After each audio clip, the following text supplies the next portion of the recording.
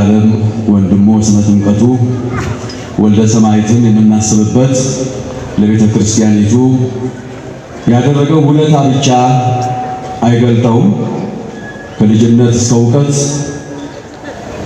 እንጀራውን ከውጪ አገልግሎቱን ከውስጥ አድርጎ ቤተ ክርስቲያኒቱን ያለመታከት ሲያገለግል ከኖረ በኋላ ወደማያልፈው ዓለም ወደሚወዳት ወደ መብርሃን ወደ ቅድስት ድንግል ማርያም ወደ ሰማያዊው ጸጋ ወደ አምላካችን መድኃኒታችን ኢየሱስ ክርስቶስ እቅፍ ከገባበት እነሆ ዛሬ 24ኛ ቀኑን ይዟል።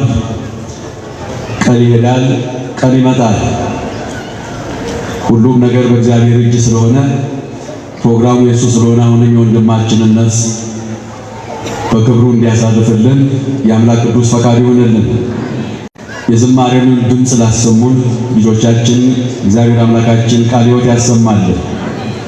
ዛሬ የእመቤታችን የቅድስት ድንግል ማርያም ወርሃዊ መታሰቢያዋ ነው። መጋቢት 21 በዚህች ዕለት ያደረሰን አምላክ የተመሰገነ ይሁን። የምንወዳት የምናከብራት ብለን የምናልፈው ብቻ ሳይሆን ከዚህ በተሻገረ መልኩ ደግሞ የዘላለማዊት እናታችን ወደ አምላክ የምታቀርበን ቅድስት ቅዱሳን ድንግል ማርያም በረከቷ ጣዕሟና ፍቅሯ በሁላችን ይደር። አንድ ዝማሬ ዘለሰኛ ነው።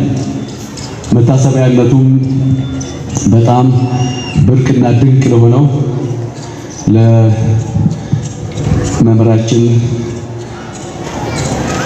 ለመምህር ዘላለም ወንድሙ ይሁን እግዚአብሔርን አምላክ ሲያመሰግንና ሲያገለግል ያለፈ ነው። ህልፈቱ ቀድሞም እሱም የተናገረው ነው።